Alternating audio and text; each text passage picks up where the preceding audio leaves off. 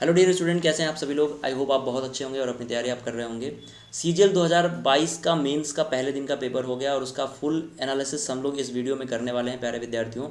Paper का level क्या रहा है और कैसे आपको आने वाले दिनों में जो लोग भी मेंस देने वाले हैं उनको कैसे तैयारी करनी है उसके बारे में हम लोग यहाँ पे बात करेंगे। वीडियो लास्ट तक बहुत ध्यान से देखना, क्या क्या चीज़ें यहाँ पे हो सकती हैं, कैसे कैसे पेपर का लेवल रहा है, कौन कौन से सब्जेक्ट में क्या क्या चीज़ें बदली हैं या फिर सेम रही हैं, उन सभी चीज़ों के ऊपर हम लोग बात करेंगे। तो आगे बढ़ने से पहले इस वीडियो को आप पूरा देखना ज़रूर, साथ ही इस चैनल को सब्सक्राइब कर लो और बेल आइकन ज़रूर प्रेस करना, ठीक है। तो स्टूडेंट, अगर हम बात करें पेपर के लेवल की तो स्टार्ट करते हैं। तो ओवरऑल पेपर की अगर मैं लेवल की बात करूं, जितना भी मतलब पूरा सब्जेक्ट मिला लूं, तो इजी टू मॉडरेट रहा। मॉडरेट लेवल के बहुत कम क्वेश्चन रहे, लेकिन इजी से ही थोड़ा सा स्टार्ट हुआ और बाकी चीज़ें जैसे प्रीवियस में रहा था मेंस का लेवल, वैसा ही मेंस का लेवल यहाँ भी रहा। मैं सब्जेक्ट वाइज यहाँ पे बात करता हूँ प्यारे विद्यार्थियों। तो सबसे पहले हम लोग क्वांट की बात करते हैं। क्वांट में अगर मैं बात करूँ तो जितने भी नंबर ऑफ़ क्वेश्चन आपको देखने के लिए मिले, 30 क्वेश्चन थे। और इन क्वेश्चन में अगर मैं बात करूँ तो मॉडरेट लेवल के बहुत कम क्वेश्चन थे, ठीक है। यहाँ पे आपको इजी से मिले, ठीक है। यानी अगर आप ऐसे समझो कि 30 क्वेश्चन में 20 क्वेश्चन ऐसे थे जो आप कर सकते थे, प्रीवियस ईयर बेस्ड थे।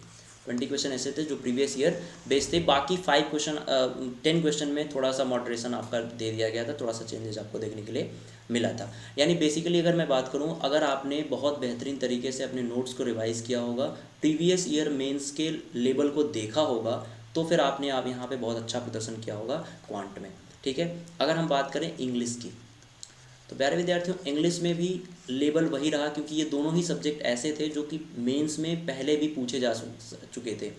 तो ये दोनों ही सब्जेक्ट सेम रहे। इंग्लिश में भी अगर मैं बात करूँ तो सेम चीज़ें थी, इजी टू मॉडरेट यहाँ पे भी देखने के लिए मिली। इसमें क्या है, पैसेज जो है 3 पैसेज पूछे गए थे, ठीक है, जिसमें से 2 पैसेज ईजी थे।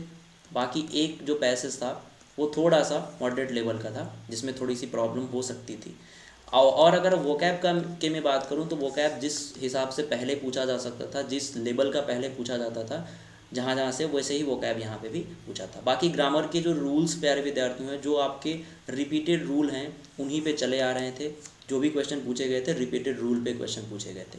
अगर मैं जंबल्स की बात करूँ तो वो भी बहुत ज़्यादा टफ नहीं था, जितना कि हमें एक्सेप्ट किया गया था कि भाई हो सकता है कि मेंस लेवल जो आपका होता है आरआरबी में, ठीक है, बैंकिंग में जो लेवल होता है वो यहाँ पे देखने के लिए मिला, ऐसा कुछ नहीं था, नॉर्मल लेवल था। अगर हम बात करें जीए की, तो स्टूडेंट यहाँ पे आपको मैं कह सकता हूँ मॉडरेट लेवल का क्वेश्चन था, ठीक है। इजी बहुत ज़्यादा नहीं थे, ठीक है। यहाँ पे आपको मॉडरेट लेवल के ही क्वेश्चन देखने के लिए मिले थे। अगर मैं जीए में बात करूँ, स्टैटिक स्टैटिक करंट और मिसलेनियस, इन 3 चीज़ों पे जिनका स्टार्ट से फोकस रहा होगा, जिनका स्टार्टिंग से इन 3 चीज़ों पे फोकस रहा होगा, उन लोगों ने जीए में अच्छा प्रदर्शन किया है, क्योंकि इन्हीं जो टॉपिक्स आपके दिए गए हैं, इन्हीं टॉपिक से क्वेश्चन ज़्यादा पूछे गए थे। जो आपका प्रीवियस जो ओल्ड क्वेश्चन है, ठीक है ना, वो भी आपको प्लस करके करंट से ऐड करके पूछा गया था, ठीक है। यानी कि अगर जीए में आपको अच्छा नंबर लाना है, अच्छा प्रदर्शन करना है, तो इन 3 चीज़ों को आप रिवाइज करके जाना। जो लोग भी पढ़ रहे हैं, आगे जिनका पेपर है, आपका स्टैटिक, आपका करंट और आपका जो ये पार्ट है, मिसलेनियस का पार्ट है, इसको आप बेहतरीन तरीके से रिवाइज करके जाना, ठीक है, एग्ज़ाम में। तो अगर हम जीए के बाद आगे बढ़ते हैं प्यारे विद्यार्थियों, तो सबसे ज़रूरी आता है रीजनिंग। देखिए, रीजनिंग में बहुत सारी चीज़ें कही गई थी। रीजनिंग में जैसे कहा गया था कि भाई ये बैंकिंग लेवल का पूछा जाएगा। हमने क्लास जो यूट्यूब पे ली थी, या फिर हमने जो स्ट्रैटेजी वीडियो डाली थी, और जो हमने रीजनिंग प्लस क्लास में ली थी, उन सब में एक बात बताई थी आपको कि बैंकिंग लेवल का बिल्कुल भी पेपर नहीं होगा। यहाँ पे पेपर एसएससी को अगर टफ़ करना होगा तो एसएससी खुद टफ़ कर सकती है। और लेवल यहाँ पे 90% मान के चलो आपका प्री का लेवल था। साथ ही अगर रीजनिंग में आपको अच्छा प्रदर्शन करना था तो CBT 2 जो कि NTPC एग्ज़ाम हुआ था, उस CBT 2 से ये ज़्यादा मैच कर रहा था, ठीक है। CBT 2 का जो एग्ज़ाम हुआ था NTPC का, उसमें रीजनिंग जो पूछी गई थी उससे लगभग इनका पैटर्न मैच कर रहा था। जो क्वेश्चन का लेवल था वो लगभग मैच कर रहा था, ठीक है प्यारे विद्यार्थियों, तो आगे लोग क्या करने वाले हैं, आगे क्या करना है आपको मैं अभी बताऊंगा। तो रीजनिंग का ये पैटर्न रहा, यानी कि ये भी इजी रहा, ये हम कह सकते हैं। तो आगे बढ़ते हैं, अब हम बात करते हैं कंप्यूटर की। तो कंप्यूटर प्यारे विद्यार्थियों बेसिक है। जिन लोगों की जिन ऐसी पोस्ट जिनके लिए कंप्यूटर कंपलसरी है, उनके लिए 12 क्वेश्चन, 10 to 12 क्वेश्चन अगर आपने किया तो फिर समझो कि आपने अच्छा प्रदर्शन किया है, आपका सिलेक्शन हो। क्योंकि जिनके लिए कंप्यूटर कंपलसरी है उनको क्या करना है कि भाई उसी बेस पे मेरिट बनेगी। ठीक है, कंप्यूटर कंपलसरी इसीलिए किया गया क्योंकि उनकी मेरिट अलग से बनेगी। बाकी जिनके लिए कंपलसरी नहीं है कंप्यूटर, ठीक है, जिस पोस्ट के लिए कंप्यूटर का एग्जामिनेशन कंपलसरी सबके लिए है, लेकिन कुछ ऐसी पोस्ट हैं जिनके लिए अलग से मेरिट आएगी कंप्यूटर में भी। ठीक है, लेकिन बाकी सभी लोगों के लिए 30% पासिंग मार्क दिया गया है, और ये 30% जिसका भी आता है वो लोग पास हो जाएंगे। बाकी सभी लोग अगर 18 नंबर भी आता है आपका, 18 नंबर भी आप पाते हो तो फिर आप क्या है 18 मार्क्स भी आते हैं आपके तो आप पास हो। ठीक है, तो ये लेवल रहा था भाई पूरे पहले दिन के सीजीएल मेंस की बात अगर हम करें तो ये आपको देखने के लिए मिला, जिसमें मैंने सभी सब्जेक्ट को बारी बारी से उनके लेवल को समझाया, क्या क्या चीज़ें पूछी गई थी उनको समझाया।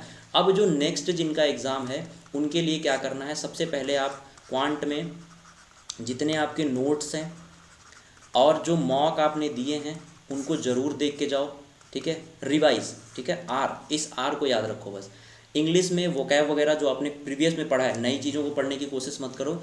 QUA यहाँ पे छूट गया भैया।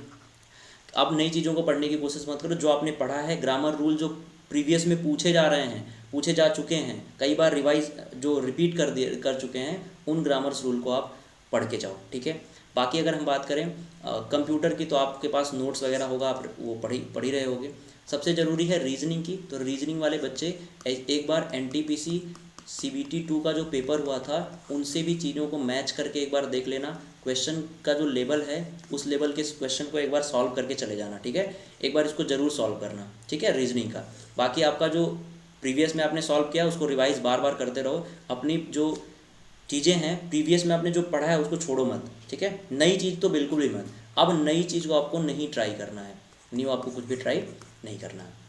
बाकी GA में स्टैटिक और करंट मैंने बता दिया आपका, और GA एक दिन में तैयार नहीं होता है तो आप उसके ऊपर बहुत ज़्यादा फोकस नहीं करिए। अगर आपने नहीं पढ़ा है तो मत ज़्यादा नया चीज़ें नहीं पढ़ने की कोशिश करो।